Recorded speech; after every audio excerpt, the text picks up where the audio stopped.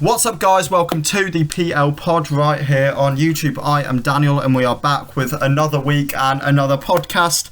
And what an eventful week it has been. We've had a VAR controversy and a lot of it at that. We've had a depressing football. And we've had Manchester United versus Chelsea.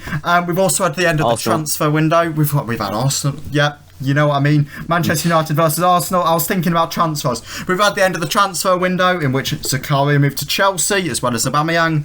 But no, yeah, it's been a very, very eventful week. As I'm sure you can tell, we do have a guest on the line. And it's Charlie. How are you doing, mate? Oh, not bad. Just a bit disappointed with the result at the weekend, but apart from that, I'm not doing too bad.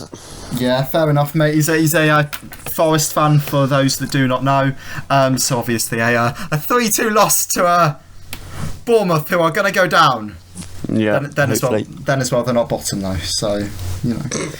Shut up. Before we do get into it, I do just quickly want to mention all of the EFL fans that do tune into this podcast every single week.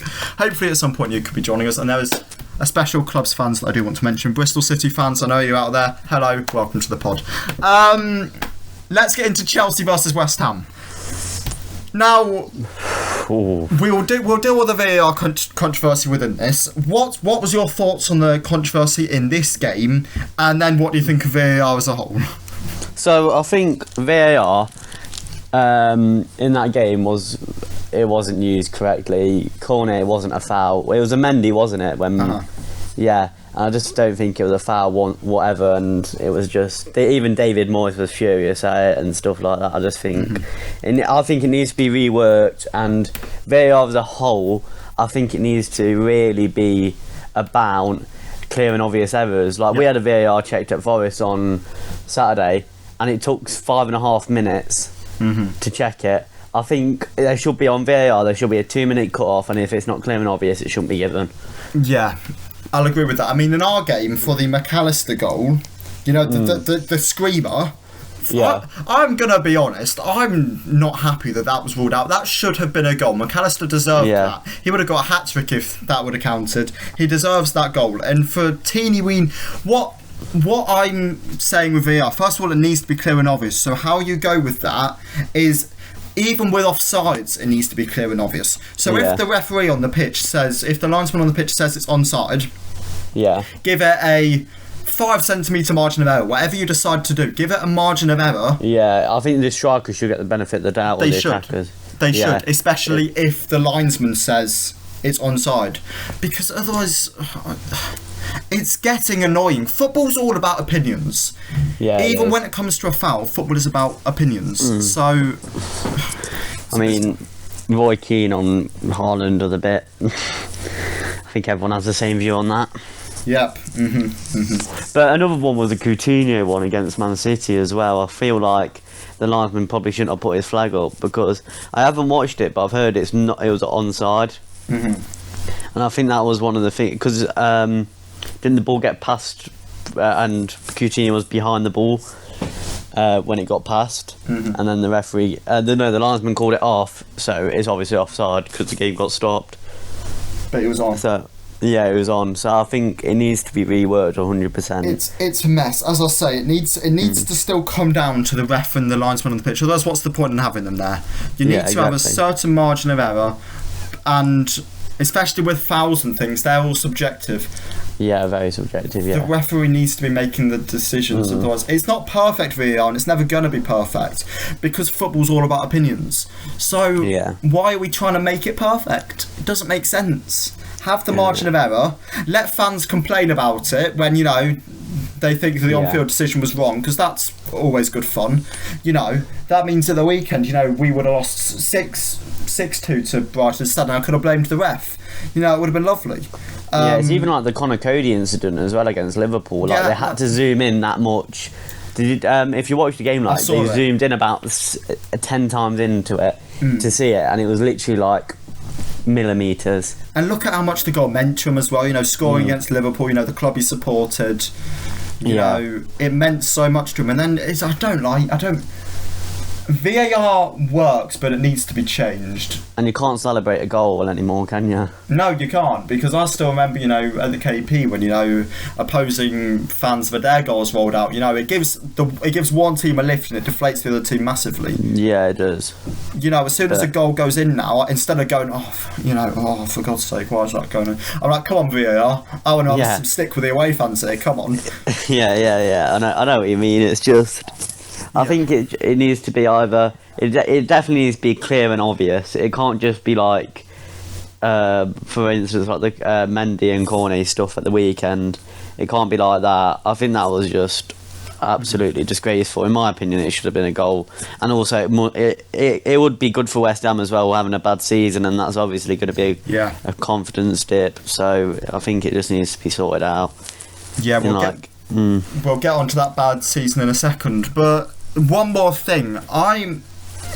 They're struggling to make VAR. They're really trying to make VAR this good, but the referees aren't good enough. That's one of the biggest things. Oh yeah, a lot of the refs in this country and abroad are not good enough. I might be salty here, but that game when we had Roma in the second leg away from home, the referee was the worst referee I've ever seen. One of their players kicks it out for a corner and he gives it as a goal kick. It was the most blatant corner I've ever seen. And the ref just goes, yeah, that's a goal. It genuinely was it was awful. And even just in this country as well, the standard of refereeing is not good enough. It isn't. It really isn't. Fans can, see a ref and go, I'm really excited to have him refereeing the game because he always puts decisions our way. Yeah. Why is the game like that? The FA needs to sort out the refs. I know no one grows up saying they want to be a ref, but you can start with kicking Mike Dean off VAR because he's a bit. Oh God. You can start with kicking off half the refs because half of them are awful. I think Michael Oliver's a really good ref, though, in my opinion. We had him at weekend. We had him at Bournemouth for the weekend, and I thought he was a very good ref because he's like. He lets quite a lot of physical play carry on and stuff, and that's what I quite like with referees at the moment. But also, another thing is the Ødegaard challenge as well. On I can't remember who it was on, the Arsenal Man United for Arsenal's first goal. I feel like there's not enough clarity between what's physical enough and what's a foul at the moment. I think over this international break that's coming up, that the referees need to be briefed a lot better because at the moment they're and look at the Van Dijk situation in the Liverpool game. The red card as well. Things need to be ironed out properly because at the moment it's awful. We will move on to the actual game. What do you make of Chelsea, and more specifically when it comes to Chelsea, their reluctance to start Armando Broja? So I feel like now they've got Aubameyang in, they either should have loaned out Broja, or if they knew they were getting a striker and they should have loaned him out. But I feel like him and Tuchel don't have a very good relationship because he's not playing. He's not proven himself last year for Southampton in the Premier League. He's got better playmakers around him, as like Mount, Havertz, even Sterling. And then playing Sterling as a lone striker, which doesn't work. It just doesn't work at all because he's not a striker, he's a winger, and he's an okay finisher, but he's more of a poacher, isn't he, Sterling? So I feel like. Also, I do feel like Havertz isn't as good as it. I think he's very overrated, Kai Havertz. Interesting. Go on. Yeah, but I also said in pre-season that Chelsea wouldn't get top 6, and I still feel like that might happen. Go on. Now I've got the chance to ask you. Go into this. I want to hear more. Why do you not think Chelsea will get top 6? I feel like their main signings this year have been Koulibaly, Fofana, Aubameyang. And Cucurella. What else are they on? Cucurella. So the problem with Cucurella, he was a £65 million player. I feel like Chilwell is a better player overall. And I just feel like he won't get the game time. He might play tonight because they've got Dynamo Zagreb, I think they got Zagreb tonight. Zagreb, fair enough. Yeah, so he might play tonight, but I just think he's proven himself one season in the Premier. He's nowhere near £65 million worth of player. And then if they keep spending this money they'll get in deep financial fair play, and it won't go well for them in my opinion. Chelsea, Koulibaly, I'm not a massive fan of Koulibaly. Obviously, he got sent off against the Leeds, I want to say. I think so. He hasn't played well one game yet. Chelsea, obviously they lost 2-1 to Southampton, but Southampton are very good at the moment. Who else have they kept a clean sheet yet this year? Chelsea. Everton away. Yeah. First game, that's the only clean sheet they've kept. Saying they've spent £75 million on Fofana, but they didn't actually have him for that game. No. They spent 65 million on Cucurella, but he's more of a left wing back. And how much did they spend on Koulibaly? 40, I think, 35, 40. £40 million for Koulibaly. So I just think their business this year, and Aubameyang, he can score, but it's a massive risk, and they're paying him stupid wages as well. They are. I see your point. I see your point. I think they will get top 6. I think, it might be 5th or 6th, but I still think they will. And another thing as well is you've got teams like Brighton who are looking good. Even Man United, I could see them getting top 4. Tottenham, Arsenal, even Liverpool. I think Liverpool will pick it up soon. Yeah, and Liverpool will City. Pick it up. There's like 6 or 7, and Newcastle as well. But Newcastle are having a bit of an awful time at the moment. Newcastle won't. Brighton look good. I can say Brighton look good, but I don't think they'll be top 4 good. Maybe 7th, 8th, 9th, not top 4. You need an extra. I'm not saying.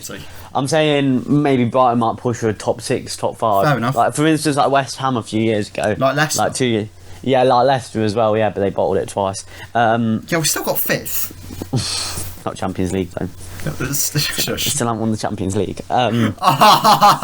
Classic Forest fan.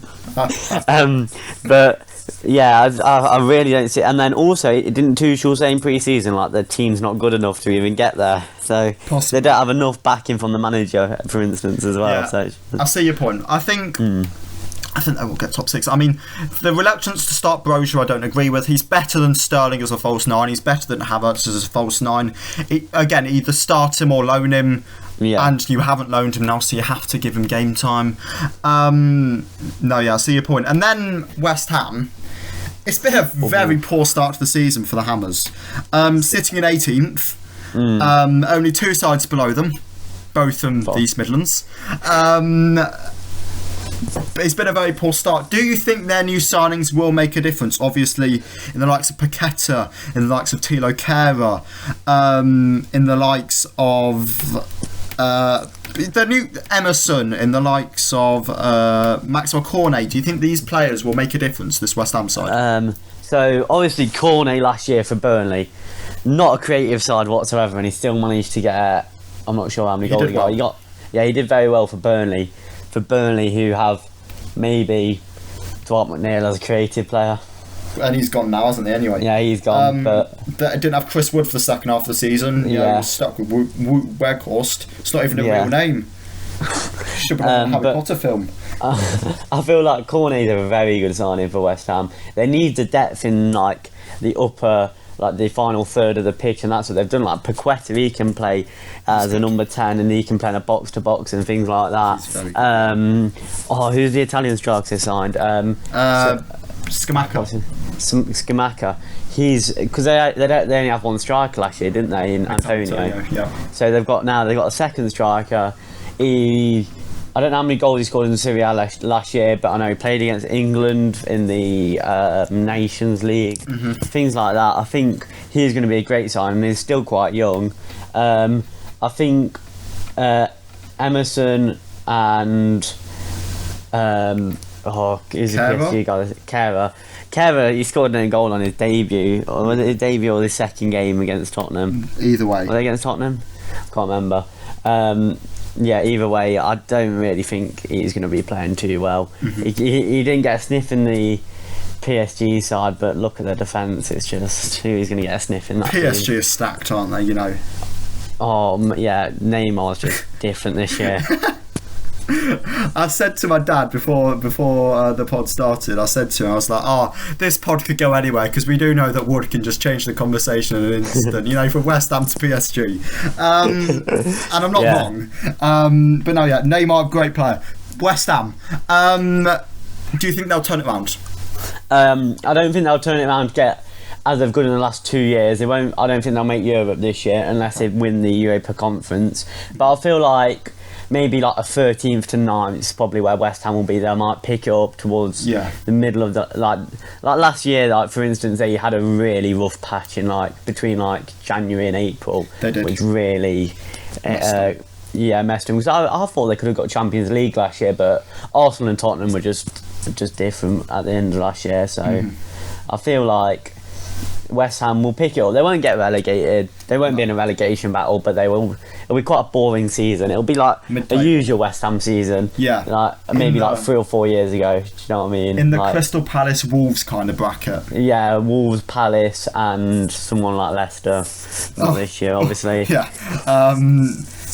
That mid-table kind of side. All right, fair enough. We'll move on to We'll save that one. We'll move on to United versus Arsenal because I want to save Brighton versus Leicester for just a little bit longer.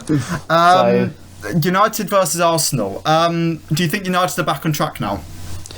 I think their summer signings have been incredible. Anthony for 85 million is a bit, 95, I think. 95 million euros. Yeah, euros. So it's about 8 million quid. I feel like that's an awful business. It's a lot.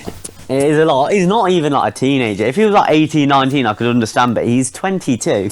He had 12 goal involvements last year in the Eredivisie, but he could prove us all wrong. But he's a £40 million player. Yeah, he's a £40 million player at most.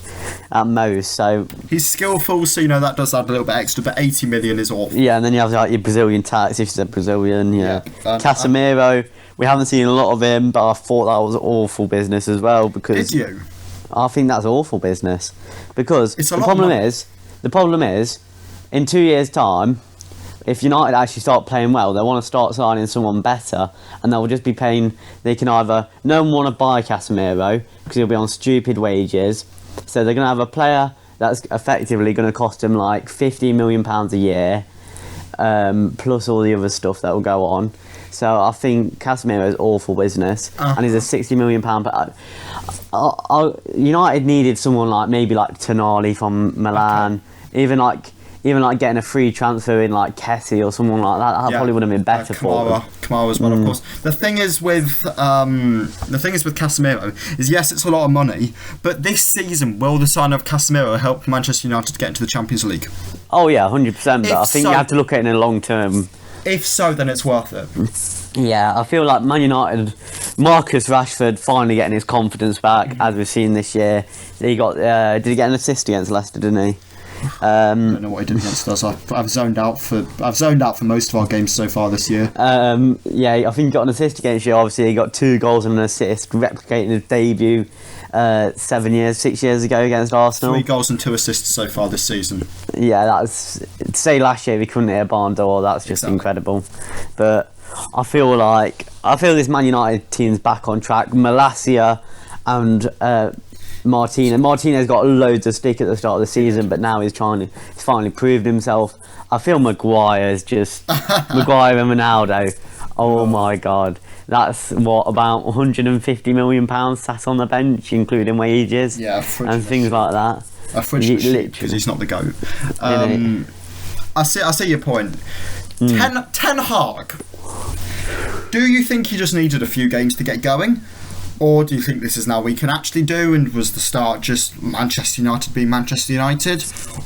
Or is that start going to come back again? What do you make of Ten Hag? I feel Ten Hag's a very, very good manager. We've seen it with Ajax. Because even though Ajax played in the Eredivisie, he got them to the Champions League semi-finals using young players like De Ligt, De Jong, and then he also had Ziyech in that side, who no one really knew of before he got into the Champions League. Yeah. Dolberg up front. Of course, I forgot about him. And then also last year as well with Sebastian Haller. Haller. I don't know. Haller. Yeah, we'll get well soon, Haller. By the way. Yeah, get well soon. Then you've got players like who else did he have in that team? David Neres, Van der Beek. What a team! Just what side? Yeah, Tagliafico. Yeah, players like that. Like no one really. They're not massive household names, but he gets to people playing like teams, and he trains. It's not about. it's not about buying the best players, because he hasn't really bought the best players. He hasn't bought like your players like Messi, Neymar, Mbappe, your Haaland, for instance.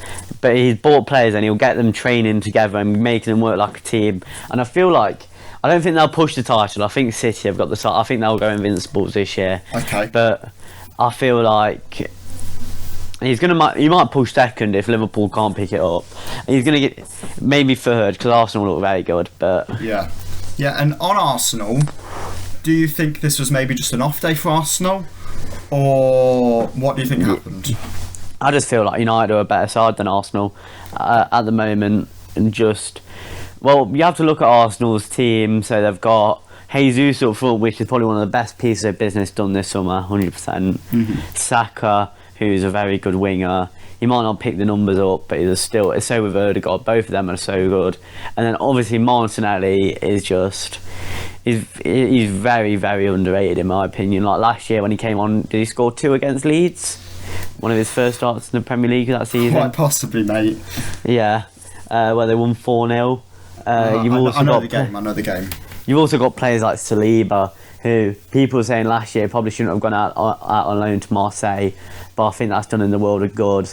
He's obviously pushed Ben White. He's had to push Ben White out to right back now, just because Gabriel and Saliba are just so good together. And then you've also got players like, we haven't seen enough of them, but like that Marquinhos and and Vieira. We haven't seen a lot of them yet, but they could be absolute world beaters. And even players like Tomiyasu as depth. They got Europa League this year, which is great. They probably should have hit Champions League, but I just think Tottenham are a better side than them. But yeah, I feel like both Man United and Arsenal will both get Champions League football.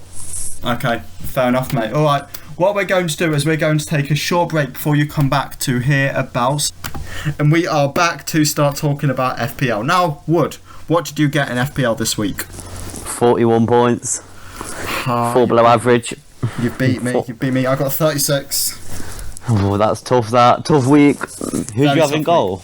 We'll go through this. I had 2 goalkeepers. I did say what I was going to do last week, and I took out Daniel Everson for Robert Sanchez, who got 1 point.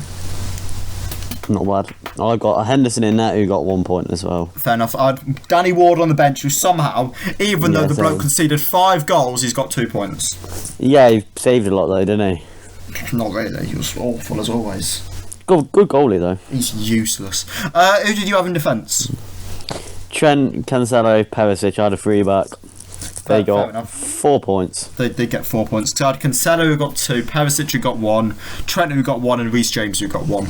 That's why I've done badly, because I had a back four of top 6 sides who all didn't get clean sheets.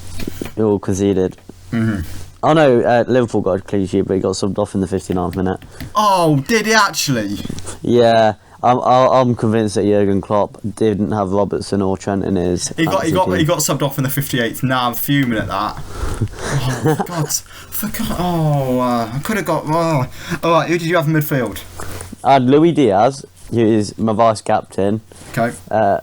Martinelli, Gross, and Sterling. Okay, I did have Salah for this week. However, that has changed going to next week. I've already made my transfers. I had Luis Diaz, I had Martinelli, and I had Neto. Salah got 3, Diaz got 3, Martinelli got 2, and Neto got 3. And then, who did you have up top?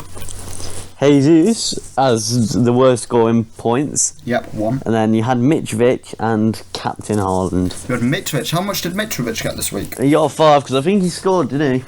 Did he score, did he? Fair enough. I had Haaland as my captain who got 18 and Jesus with 1. Have you made any changes going into next week?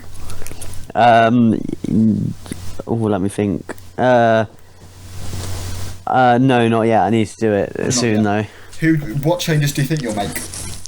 I feel like I might take out Jesus soon and maybe Sterling as well, because I've got 2 free transfers, so I might take out Sterling and see what players there is, because you've got players in midfield. Like I could get an awful striker and just play Haaland up front and then get Salah in, so I feel like Salah might turn it around soon. Do you? Or yeah, But then I've also got Nico Williams who I might play because Forest play Leeds, don't they? So Okay, I've got him on my bench, so there's a possibility I possibly put him in. I've already made my transfers, as I've said. I took out Salah, and I'm going to check what his name is actually. His name is. Well, let me find out. His name is. I can't remember his name. He plays for Leeds. I know that. His name is Sam Greenwood. Yep. I had Sam Greenwood and Salah, who I both took out, and I brought in Harry Kane to have a front three of Haaland, Jesus and Kane.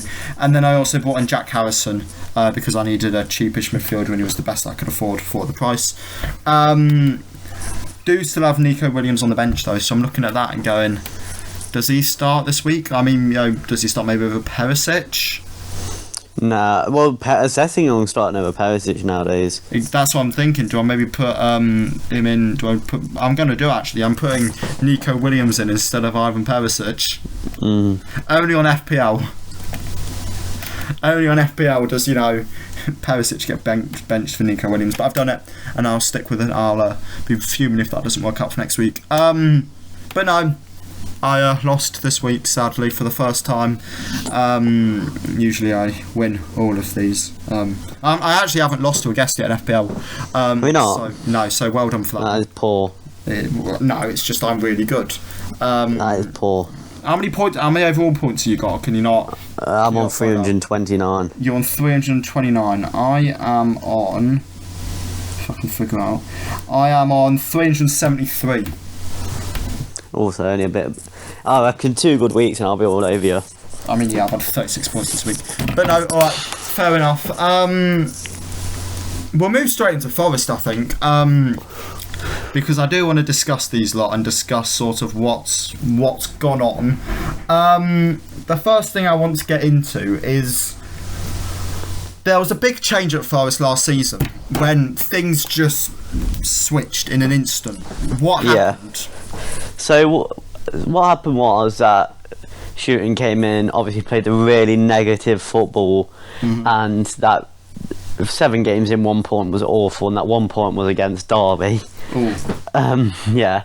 And then obviously Steve Cooper came in, played this high tempo 3-back system that I think he played at Swansea as well, and obviously he hit Swansea twice into the playoffs. And he's got experience with young players, and he just came in, started the young players over the old players. Grabban started a bit, but then Davis came in and he was the main striker, and he got injured, and then we started playing. Who did we start playing up front after he got injured? I can't even remember now. It was so long ago. No idea. But yeah, it was a very, very good second half of last season, and then obviously Bryce Samba in goal for the playoffs was insane against Sheffield United. Yeah. So then going into this year, we've got a whole lot of money, and what we've done is just bought. But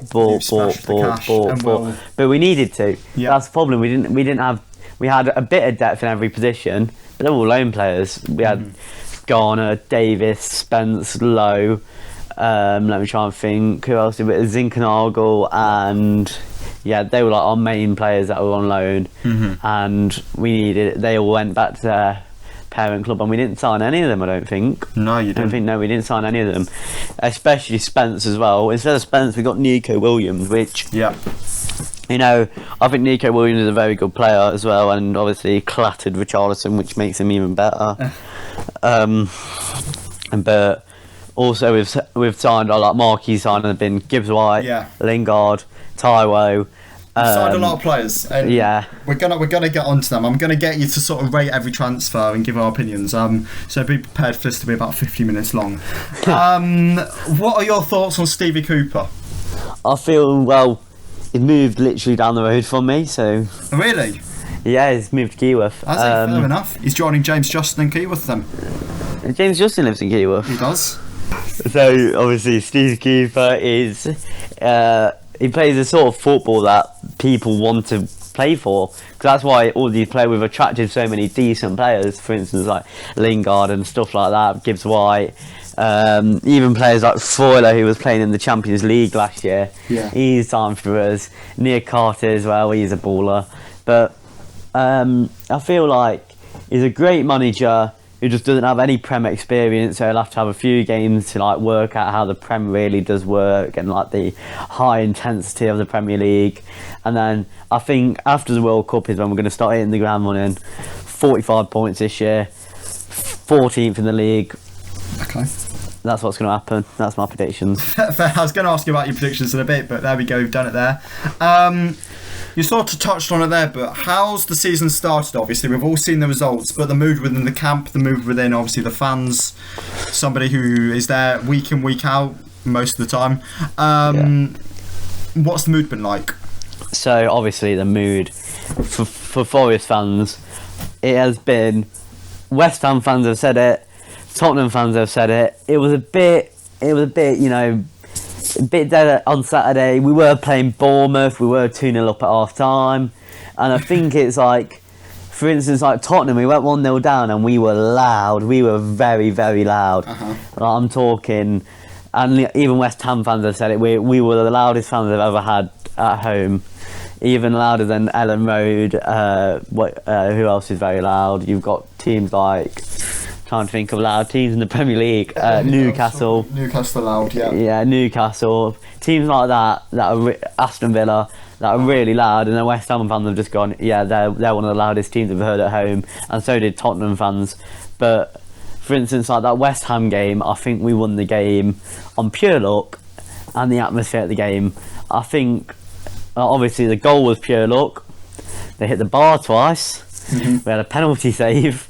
And that was the 3 points. So I feel like everyone needs to like it's kind of like linked together. Like we obviously lost 6-0 to City, which was a good result for us. I thought we were going to lose 9. Who else? Lost 2-0 on the opening day to Newcastle, but that was a completely new side.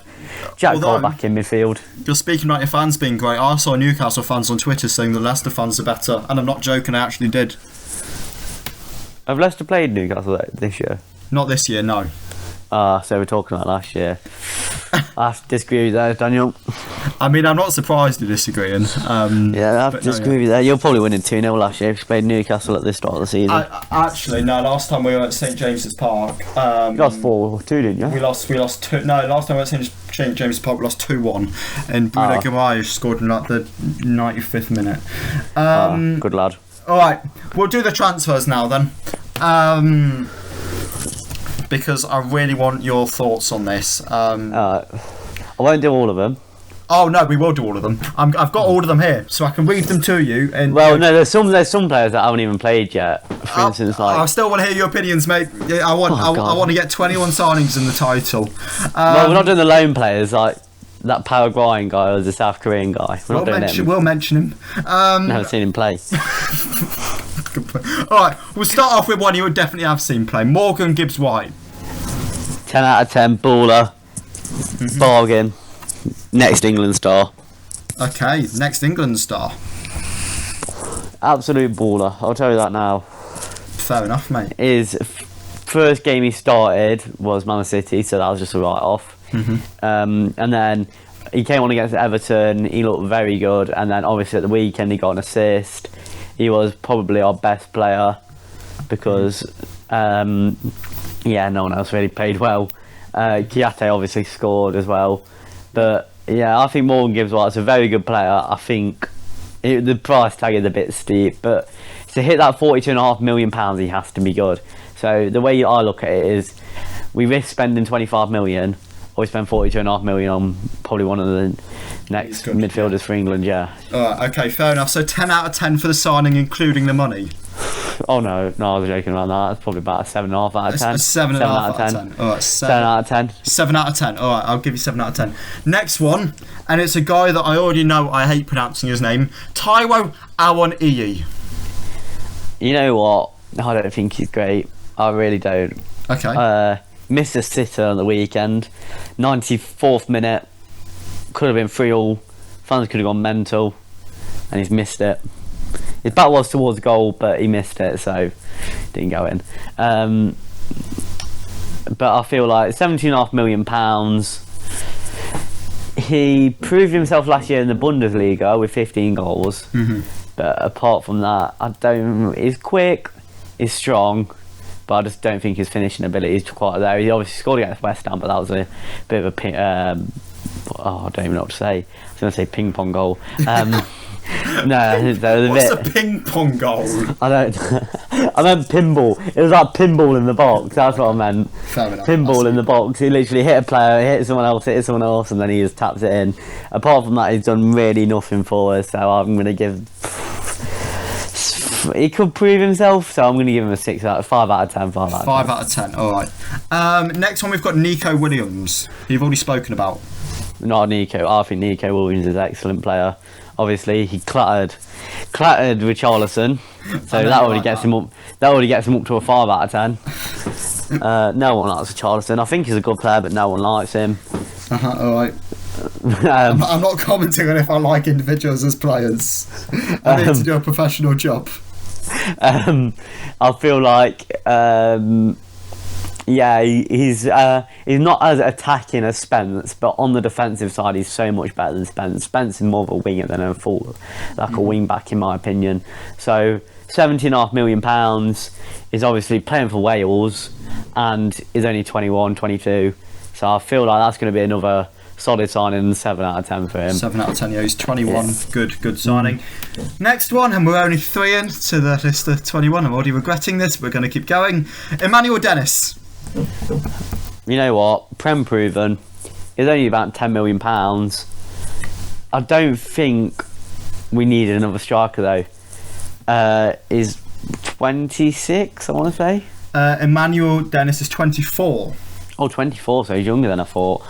I feel like he could bring something to the table, but Steve Cooper won't drop, for instance, Gibbs White or Johnson. So I just think he's just going to be one of those bit part players that if someone gets injured, he'll play. Mm-hmm. So I'm going to give him a 6 out of 10. 6 out of 10. He's proven himself in the Premier League.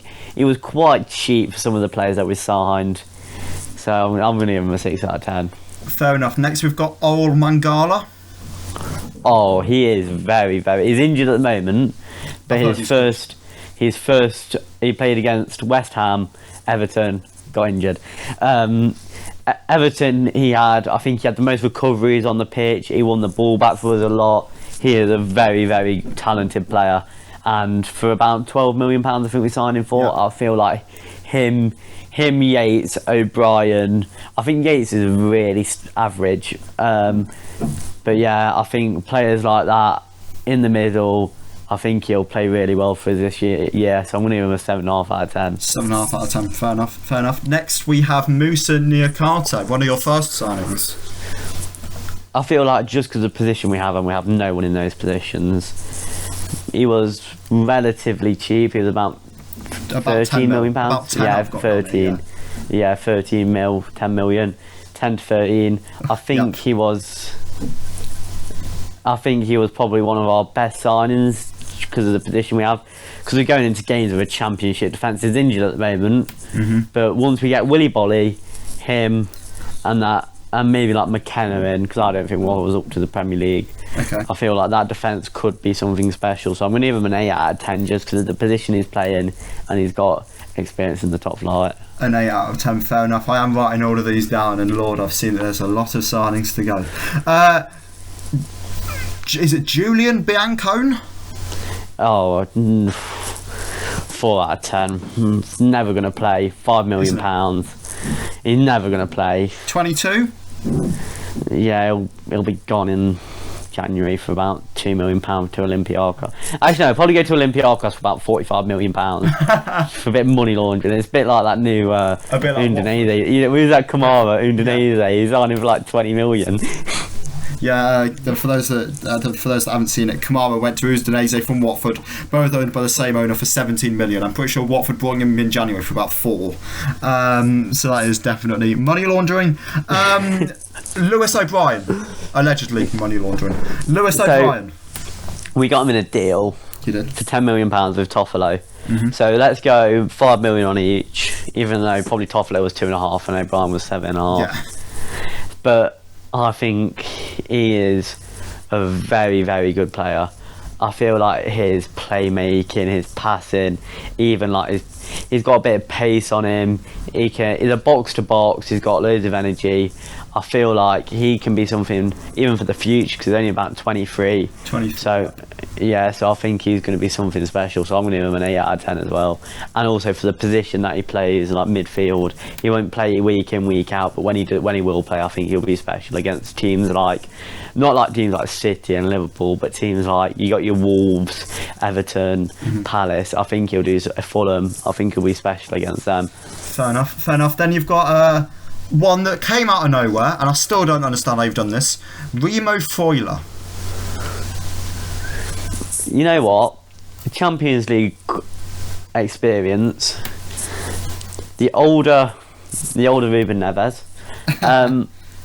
Signing for quite a small club. Actually, no, Forest are massive. Signing for a bigger club than Atlanta. Won the Champions League twice, if you didn't know. You haven't mentioned it. But, you know, I feel like he is going to be another one of these players that will play maybe not week in, week out. He might start 15 games for us this year, but I'm gonna give him a solid 6 out of 10 just for the fact he could be good, but then he also could just not play. So fair enough. 6 out of 10 for him. Yeah. We have 1, 2, 3, 4, 5, 6, 7, 8, 9, 10, 11, 12 more to go. I wasn't lying when I said he signed a lot of players. Omar Richards. Good luck. He won't play. I reckon I'm just going to give him a 1 out of 10. He's a good signing though. Good signing, but fractured his leg in training, in his second training session. 1 out of 10, he won't play. I still think though, if you go down, he's your left back and he will do incredibly for you in the Championship. I think he'll just get sold. He'll just get sold to Olympiacos for £45 million. I'll back it. 1 out of 10 for Omar Richards, who's 24 at 7.5 million. Yeah. All right. Or we'll get sold for like 300k or something like that. I mean, I've backed it. I disagree, but your ratings, mate. If he comes and turns into the next Marcelo. I shouldn't have said Marcelo. If he comes and turns into Forest player, Marcelo the Forest player. It's just he plays for Olympiacos. Renan Lodi. Another. Well, obviously, the £65 million player, because Man City wanted him at the start of the window for £65 million. It got rejected, didn't it, by Atletico? I don't know, but it was a lot of money. It was a lot of money they wanted to pay out. So obviously, City, I know they splashed the cash on Benjamin Mendy. Great for being the first one there. They did spend £50 million on someone. They did, in Prison FC. And yes, well, yeah, I don't even have to say allegedly for that. He is. But even before that, he was also just useless as a footballer. So Renan Lodi. Renan Lodi. So, loan option to buy for €25 million, I want to say. Okay. I feel like that if he can do what he did last year, obviously scored against United in the Champions League to knock him out. He did. He got to the quarters for Atletico last year with City, and they only just lost. I feel like they probably could have taken him to extra time, but I think they just ran out of steam. But I feel like he's either going to be one of these players that everyone's going to get really hyped about and he's awful, or he could just be amazing and we sign him for £25 million, and then sell him to Arsenal for 40. Yeah, we sell him to someone big, or we start pushing for Europe. Don't want to think about that. Go on, give me a rating for Lodi. I'm going to go 7 out of 10, just because I've got the fact that he could just be nothing. 7 out of 10, alright. The next one, Joe Hwang. Well, he's gone out on loan. Who's he gone out on loan to? Oh, I don't even know. Is it not Olympiacos? It might be Olympiacos. Fair enough. Yeah, he's gone on loan to Olympiacos with a fee of £10 million. Yes. No, I'll have a look now. I'm checking. He's gone to Olympiacos on a loan. Of course he has. There's probably a bit of a loan fee in there as well. It doesn't say on Transfer Market, to be fair. But yeah, I feel like he's 29 years old. He's going to be awful. 1 out of 10, 2 out of 10. You can't give him more than Omar Richards. Yeah, you know what? I'll change my wages to a 3 out of 10 just because of the fact he's he not won't as play. He's not as bad as this. Is Wee Joe Huang a 1 out of 10? Yeah, 1 out of 10. 29 years of age. Yeah, useless. The next one, Willy Bolly. Please refrain from any inappropriate jokes, Charlie. I don't know what you're on about. We both do. Did he play Wolves last year? He did. I don't know if he actually played though. Yeah, you know what? I'll give him a solid. I'll just give him in the middle, 5 out of 10. He's nothing special. He's just going to be like, he'll be sat on the bench most of the time. He might play against someone like City just to like keep Haaland at bay, because obviously he's about 6'6". He's massive. He's like Tyro, but yeah. He's going to be I don't think he'll be anything. He's 31 years of age, so I don't think he'll be anything special. Yeah. 5 out of 10, fair enough. All right, not many to go now. Harry Toffolo. Toffolo, same thing. Toffolo. You know what? He's going to be another player that just comes on the pitch if Lodi gets knackered. I'm just going to give him a 5.5 out of 10. Obviously, if you can't beat him, join us, say. So he can beat us in the playoffs, so join us. But I think him and O'Brien deal for £10 million was quite good. But I think O'Brien was the main person in that deal, and Toffolo was just a bit like, you can have him as well. So I'm going to give him a 5.5 out of 10. I don't think he's going to be special, but I don't think he's going to be that bad. Like, he's played 3 times for us now, 4 times, and he hasn't been awful, but I wouldn't say he's amazing. He's not as good as Nico. Fair enough. Now we've got a man that's had a very interesting career path. He's gone from the Championship to Greece. Josh Bowler. You know what? I watched Blackpool twice last year, and he's their best player in my opinion. Maybe him and that. I do very much like that Sterling guy, but I don't know if they have him anymore. You know, the right back, John Sterling. Yeah, I think he was very good against. He's gone to Watford, I do believe, on a loan from Chelsea. Yeah, so you know what? I'm going to give him.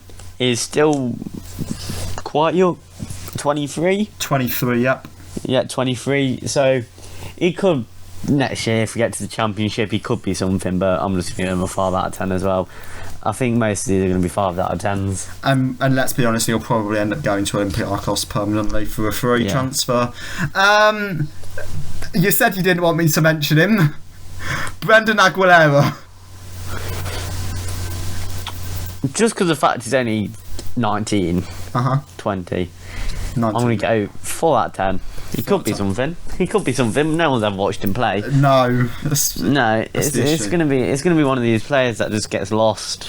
It's a football manager signing, isn't it? You know. Yeah, very much. One of those players you signed at 14, but you couldn't get a work permit for, so you've had to delay it for 5 years, and he's come in, and you've thought, when did I sign him? Why? Yeah. Yeah, exactly. Right, yeah. Not impressed with Brendan. Has he gone out on loan by any chance? Yeah, he's gone out on loan to someone like Paraguay or something like that. He's gone out on loan to Guanacasteca. Sounds South American. Mexican maybe. Yeah. Well, you brought him from LD Alajuelense. And yeah, they're both in the same division. Okay. Yeah. Right, we'll move on from him because I've got no idea. Jesse Lingard. Now, free transfer, but £180,000 a week, which is more than Heung-min Son, Trent Alexander-Arnold. Right, you can stop now. Awful signing. He's past it. He's awful. Gives us 2 times better player of him. So I'm going to give him 4 out of 10. He was meant to be this big player. Meant to be this massive player that's going to come in and help us survive, but I don't know. Second half of the season, I think Cooper will realise, right, we don't actually need to play him, get him off. He won't play again. So he'll leave on a free and go to Besiktas? Go to Delhi? Nah, he'd probably go to LAFC. LAFC. Okay, fair enough. To be fair, he'll want to do his TikTok dances, won't he? All Perth glory. Wow. That's where Sturridge went, wasn't it? Yeah, because he got banned from betting. Got banned from match fixing or something like that. There we go. All right. Czech Koyate. Another. I see the signing, but it's a bit of a weird one. You know what? I rate him. Free transfer. Premier League experience. He's had 200 odd Premier League appearances. So, and he obviously scored at the weekend, which is a bonus. He can play holding midfield and centre half as well. So I'm going to give him a 7 out of 10. I think he's a very good signing. I think he's underrated. Very underrated signing. Fair enough. All right, we've got 3 more now. We're near the end. You lot have signed so many players, my lord. Wayne Hennessy. You know what? He's a good keeper, and if United do recall, you know who I'm talking about. Yeah. Did you forget his name? No, I didn't forget his name. I just thought we were going to keep it for the next bit. So I'm guessing he's coming in next. He will be coming in next, yeah. I feel like Hennessy's a 6 out of 10 signing just because of the fact he's a good backup keeper. Better than Danny Ward. 100%. Yeah, gets in the Wales team over him any day of the week. Obviously, he showed he was a good keeper against Ukraine. So, yeah. 6 out of 10. All right, solid. Yeah. 2 more, both loan transfers now. Dean Henderson. 9 out of 10. 9 out of 10, okay. The only reason he's not getting in over Pickford is because Pickford's just an amazing keeper, very good distributor as well. So 9 out of 10. Obviously, probably already this year, probably saved us a point against Everton, all 3 points against West Ham. If we want for Henderson, we'll be on 0 points in my opinion. Okay. And he's obviously had 2 penalty saves against Tottenham and West Ham. So yeah, he's been very good. And then the final one, we've made it to the end. All 21 signings rated. Loic Bade. He's on an option to buy for £12 million. So I feel like the position he's in, I haven't really seen him play. I haven't seen him play one bit. I've heard decent things. I've heard good things because I was watching Deadline down on Sky Sports, and they were saying he's very promising. Yeah. So I'm going to give him a 6 out of 10 just from Sky Sports. Yeah. Thanks to Sky for that one. Lovely. All right. Well, there's all rating 21 transfers. We will now move on to. Were all these transfers actually needed? Don't go through them one by one, obviously, but did you need to sign this many players?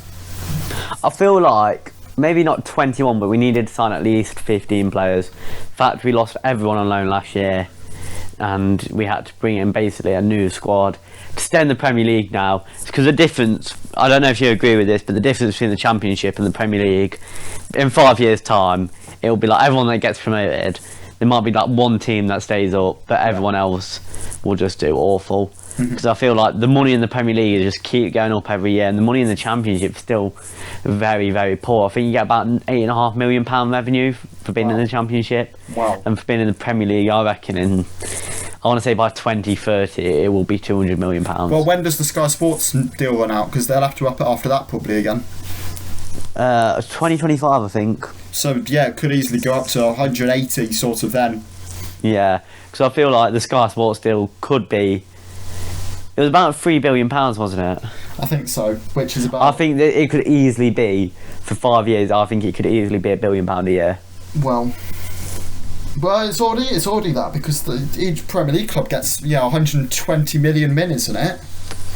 Yeah, but it's also BT, Amazon Prime, and all that, and then also you've got your. Like the Premier League will give you money as well. You've got all these like factors that will get that £100 million a year revenue into the club. So I feel like. True. So you think that all of these signings were needed? All 21? Not all 21. You got players like Omar Richards who wasn't needed. Well, yeah. Well, he was needed at the time. Oh yeah, but now we've got Lodi who wasn't needed. Yeah, I know.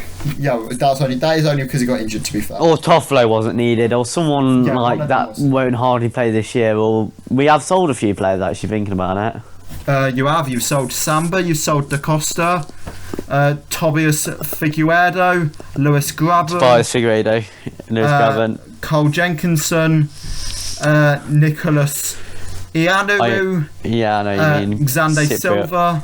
Joe Lolly's gone. Yeah, he's gone to Perth Glory, I think. He has. No, Sydney FC. Sydney FC, my bad.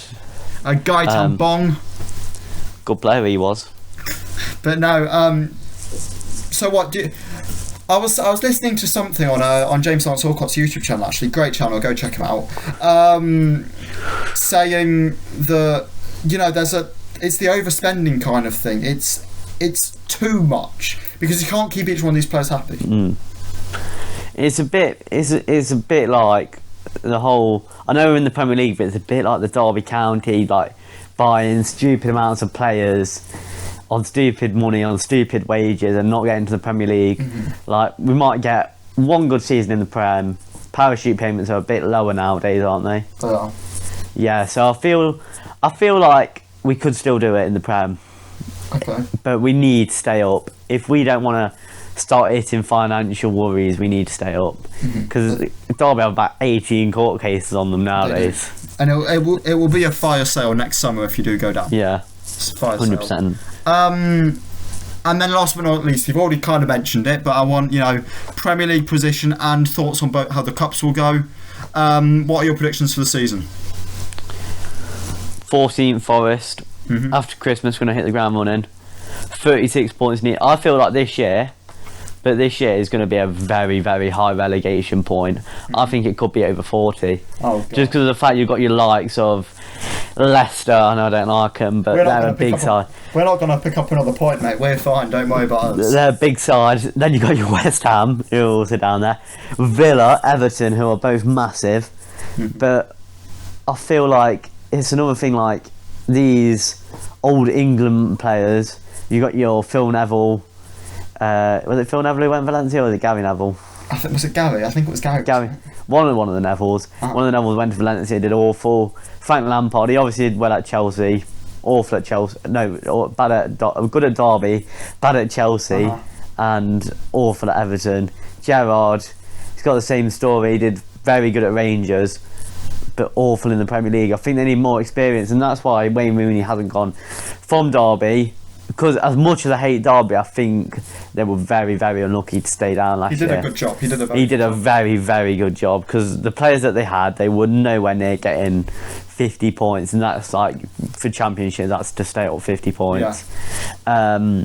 Plus the points taken off as well, of course. Yeah, 21. Oh yeah, no, if they didn't have the points taken off, I think they would have came like 16, so they would have had like 58 points. Well, yeah. Yeah. But now he's on DC United, a bit more experience for him, and then I feel like Wayne Rooney is probably going to be one of the only England players in like recent history to be a good manager. John Terry, I don't think will do it. Gerrard who else is there? Gerrard's been awful. Lampard's been awful. Yeah, I can't see anyone like Paul Scholes or anyone like that being a manager. Sol Campbell can't do it. Oh God, he can't. Who else is there that can't do it? There's a list of players who can't do it, and yeah, so I just think it's going to be one of those things where I think that's going to be help us a lot, that Frank Lampard and Gerrard couldn't manage Man City to a top 10 finish. So I think those big teams will help us stay up, because they'll be so awful, and then we'll be able to pick up 3 points. Because if I said if we went up in 3 years, I don't think we would have stayed up. Even with like the players that we signed, I don't think we would have stayed up. But the fact you've got your teams that aren't doing too well, and that we can pick up an easy 3 points from, or a point, for instance, I think that's what's going to keep us in the Premier League. Okay, so 14th in the Prem. Yeah. What are you going for the cups? Carabao Cup, or Carabao Cup, or whatever it's called. I'm going to give it Tottenham in the next round. Oh, okay. I don't think Conte's up to it. I don't think he is. There's another opinion that I think he's up to the Premier League, but I don't think he'll play a good side. I think he'll play players like Rodon and... Get in the comments. Rodon's gone. Get in the comments down below. Let us know what you think of Wood's opinions so far. I think he's going to play Austin in goal. Okay. Wait, Austin? He's going to play... Not Charlie Austin. Which Austin? Some American keeper they have. They've got a backup goalkeeper, haven't they? They've got... Is it Fraser Forster? Is he at Spurs? Yeah, he won't play. They'll play a third keeper against us. No, they won't. Yeah, so I don't think he's up to it in the Carabao Cup. I don't think he's up for the Red Dogs. So... Okay. Forest, Carabao Cup winners. FA Cup... No, I'm joking. I reckon... Quarterfinals, I'm saying. Quarterfinals, all right. That's a little bit more believable. FA Cup. This is my predictions for the FA Cup. 3rd and 4th round, League 2 non-league sides and League 1 sides. They're not always easy, mate. Stockport showed that. Yeah, but you're just awful. Yep, all right. Thanks. We'll just dominate them. And then 5th round, we'll get an easy Premier League side like Leicester or Fulham or Bournemouth or someone like that. We'll get to the quarters. Quarters, we'll play someone like City at the Etihad and probably win like 4-1. Oh, all right. You can calm it there. No, we're going to do a proper Wigan. Like 2013 Wigan. And then we're going to get Ben Watson on a emergency loan for the final, and he's going to score a header in the final. What have I just heard? What's your prediction for the FA Cup? 5th round, knocked out by Liverpool. Just a little bit more believable, you know. Yeah, I reckon we'll get 5th round. But it's all about the look of the draw as well. For a team like Forest, I think for a team like Forest last year we were getting teams like Arsenal and Leicester, which were good. But I would have preferred teams like that were easy wins. I know Leicester was an easy win. Yeah, we were an easy win, mate. You don't have to worry about that one. But even at Arsenal, we probably shouldn't have won that game. But obviously, I would have loved to hit Middlesbrough or Southampton in the quarters, just get a bit of Wembley. But at least we got Wembley at the end of the season. You did. Yeah. All right. So fair enough, mate.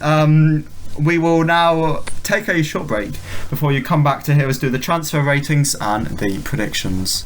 And we are back from the short break to come back and do some transfer ratings. Now, the first transfer we have to talk about is Denis Zakaria. Obviously, Denis Zakaria has moved on a loan with a buy option of 28 million euros from Juventus to Chelsea. He's a CDM. He's obviously from Switzerland, 25 years old, only moved to Juventus in January, I think. What are your thoughts on this one?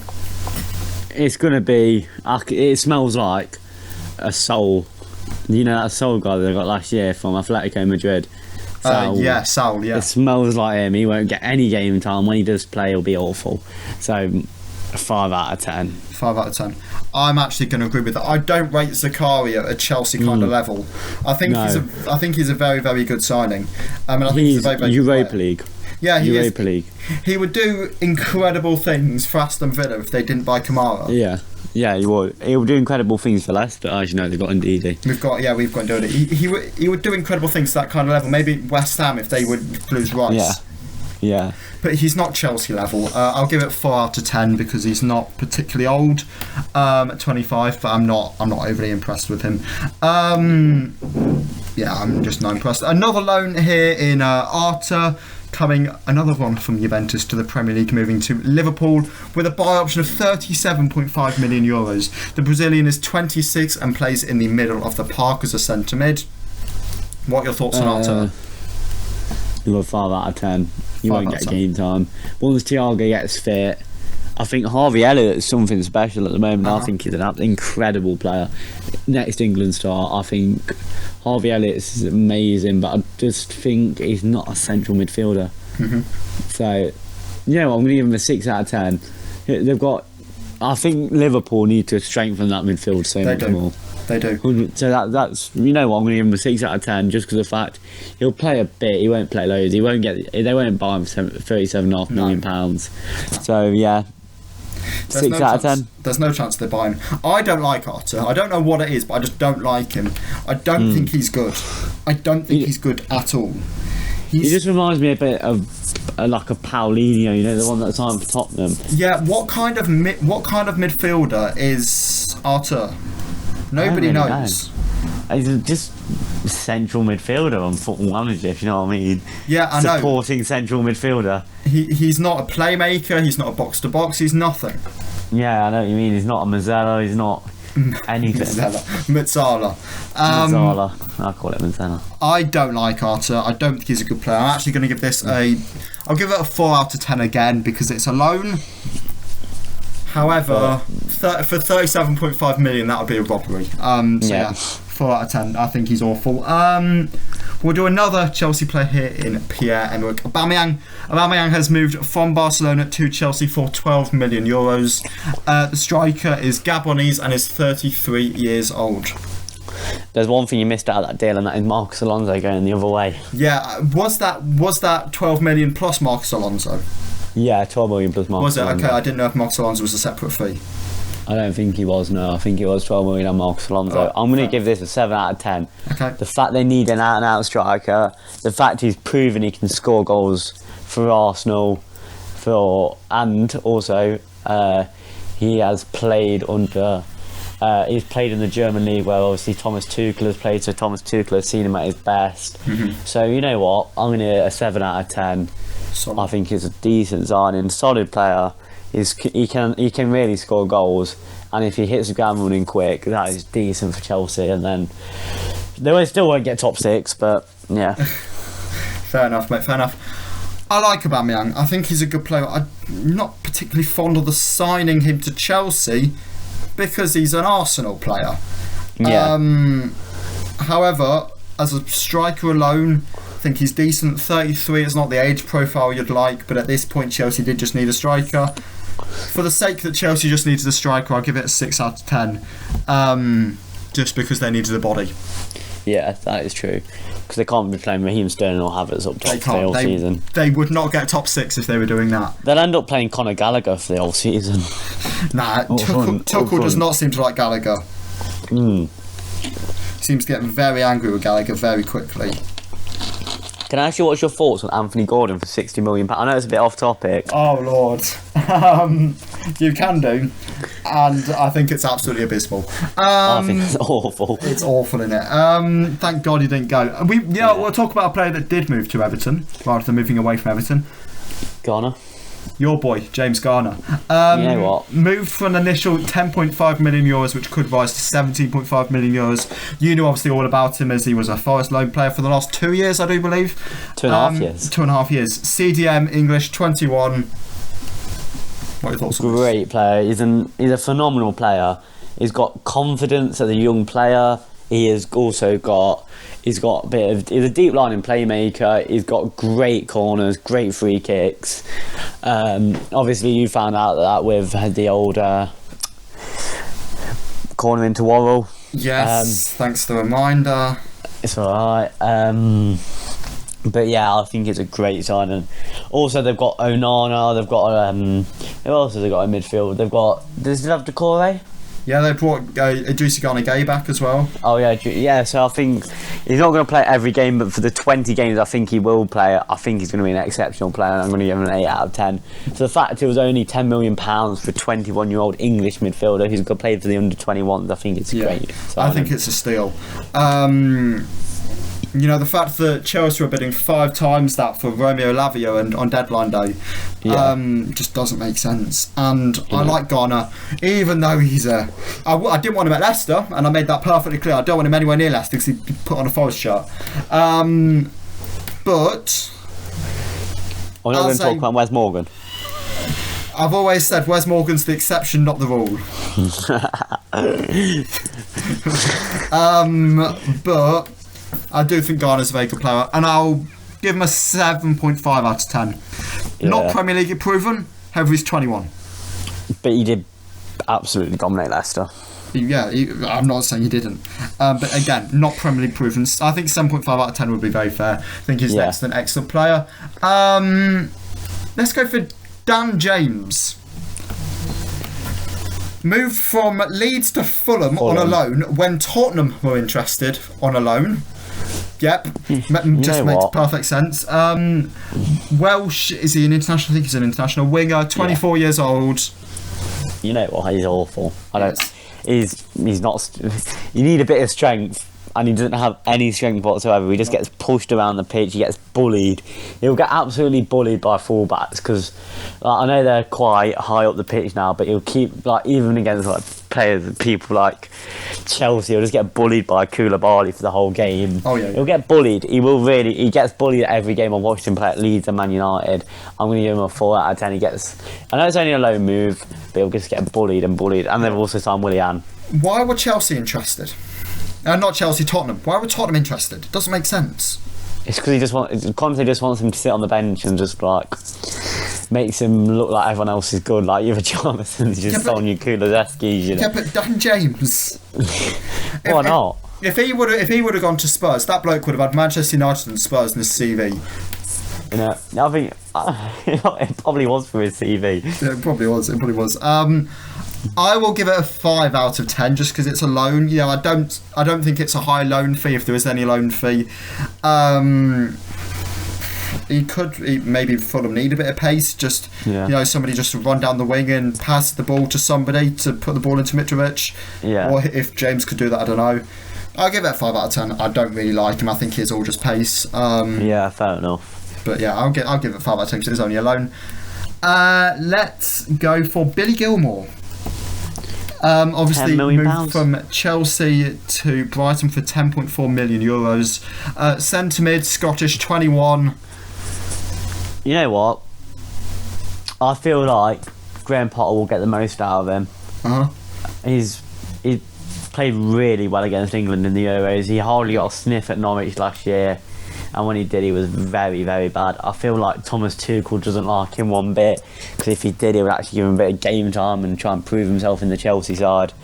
So you know what, I'm going to give it a 7.5 out of 10. Graham Potter can really prove those like young midfielders, for instance, like McAllister, who's that Ecuadorian guy, that Caicedo, yeah. Basuma obviously as well. Even players like Danny Welbeck, I know he's not a midfielder, but he's getting the most out of him. He is. Gross as well, who I've also got in my fantasy. I think he'll do really good at Brighton, you know. Okay. 7.5 out of 10. Yeah. Fair enough. I'll give it an 8. I've always strangely rated Gilmour. Yeah, same. I think he's a top player, and I don't know why he hasn't got a chance at Chelsea. Yes, he didn't do well with Norwich last year, but Norwich was a toxic environment, as I think most of us know.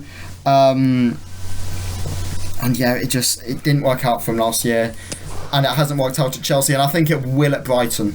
I think he's a very good player. Obviously, he's Scottish as well. Yeah, I like Gilmour a lot, and for 10.4 million, I think that's an absolute bargain. Yeah. So yeah, I'll give that one an 8 out of 10. We've got 2 more to do. We have Anthony moved from Ajax to Manchester United for €95 million, which could rise to €100 million. Right winger, Brazilian, 22. You got. So what I say is there's Brazilian tax. For a Brazilian player, you pay more because they're Brazilian. You do. 5-star skills on FIFA. He's a skillful player. Yep. Yeah, he's got 5-star skills on FIFA that already makes him £30 million. He's got bleach blonde hair, which then wants to get more. Do you know what? Actually, I'm not going to give him a 3 out of 10 because he did score. He's a good player as well. He's a good player, but he only got 12 goal involvements in the Eredivisie last year. Yeah. But I think he could be like the next. Let me think of a good United winger. Good luck. Giggs. Can we say Giggs at the moment? As a footballer, George Best. George Best. We'll go with that one instead. He could be the next George Best. Yeah. Again, if you were saying the next, don't say the next Ryan Giggs. He could be the next George Best, or he could be the next Anderson, who signed from United a few years back. Oh yeah. He could be the next. All right, we get it. Yeah, or he could be the next Ronaldo. Okay, all right. So, what rating are you giving Anthony? 5 out of 10, just because he's very, very expensive. Yeah, he's overpriced. I think with tricky wingers, they usually are. Yes, he doesn't get a lot of goal involvements, but he's a very good player. It's just for 100 mil. 100 He's mil. been on the pitch. He's a 40 million, 50 million player, and if they were to get him for 50 mil, I'd go, you know what? He's worth that. He's a good player. Yeah. What's his price on Transfermarkt? Not 100 million, I can tell you that. I can tell you that for free. I can give you, if you give me 2 minutes, I can tell you. But he's just not that kind of quality. His value is 31.5. Yeah. You can Transfermarkt it up it by about 25%. So you do. 50 odd would be fair. £50 million would be a 7 out of 10 signing, 8 out of 10 signing. But he's a good player. Too much though. I will agree with the 5. I'll agree with the 5. And then the final one, which kind of came out of nowhere, Manuel Akanji. Moving from Dortmund to Man City for 17.5 million euros. Centre-back, Swiss international, 27 years old. Do you know what? I'm going to give this a 7.5 out of 10 because this is so they've obviously got rid of Zinchenko. Yep. Who else got rid of defenders? Jesus. Oh, defenders. I thought they got rid of 2 defenders. I don't think they've got rid of another defender, have they? I thought they did. Fernandinho? Yeah, okay. You counting him? But like obviously at the end of last year, I think what really, really did hurt them a lot was they had Ake, Zinchenko got injured, Stones, Fernandinho, and Walker. And that's what really hurted them at the end of last year, which almost bottled their chance of getting the Premier League. So you know what? I'm going to give it a 7.5 out of 10. Okay. How much was it? About £20 million? It's 17.5 million euros, it says. So okay, 15 millish. Yeah, 15 mil. I think that's a great signing. He's obviously been okay-ish for... I wouldn't say he's been a great defender for Dortmund, but I think when you play for Man City, you become an insane player, don't you, at the end of the day? Yeah. For instance, well, Haaland was an insane player, but now he's time for Manchester United. It's no, Manchester United. I was going to say, it's time for United. Man City, I just think he's going to be 40 goals this year. Okay. All right. So a Kanji 7.5 out of 10, yeah? Yeah. I don't know the point of this. They've got Diaz, they've got Laporte, they've got Stones, Ake. They've got Ake. They've already got 4 centre-backs. Why are you bringing in a 5th centre-back who, yes, he's a rotation option? 3-back. Are they City going to play 3-back? No, they're not. Maybe. They could do. I don't think they will. It's Man City. I don't see the point. I'm going to give it a 6 out of 10 because it's not a bad signing, but I just think next summer he'll end up going for 20 mil. Yeah. I know what you mean. But profit. Exactly, it's profit, but I just don't see the point of it. I agree with you. I think, well, last year, if they do get an injury crisis, I think he'll be good. I think you'll come back and think, yeah, that was a good signing. But then if they don't get an injury crisis and he doesn't play, then it's an awful signing. 17 million. But for 17.5 million for City, it's worth just. Yeah. Can we just say like City's business this year has been insane though. It has been insane. They've signed Malo, Calvin Phillips, Haaland, Akanji, and Gomez, and they've managed to make like a £47 million profit. I can't lie. I forgot all about Calvin Phillips. Yeah. Oh, a lot of people. Do you know what? I seen something about Leeds this year saying they're going to go down because they've lost their 2 best players. And I was like, they've lost Rafinha and who? Phillips. Yeah, Phillips. It was Phillips. I had to Google it as well. Yeah. But you know, I don't see it. Yeah. Do you know what? I think our business has been insane this year, but I think the City will obviously get invincibles. You've said that, yep. I rate the balls of saying that City will go invincibles. I don't think they will. I really don't think they will. But that about rounds off the end of the podcast. Wood, it's been a pleasure as always. Thank you for coming on. Hopefully the next time, you know what? The dream is I don't bring you back on again because Forest go down, and I just don't. You're not a Premier League club then.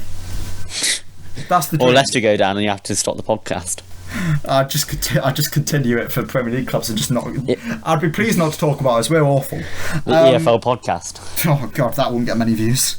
It doesn't. But no, it's been a pleasure as always, mate. Thank you for coming on, and so listeners, I will catch you all again next week. See ya.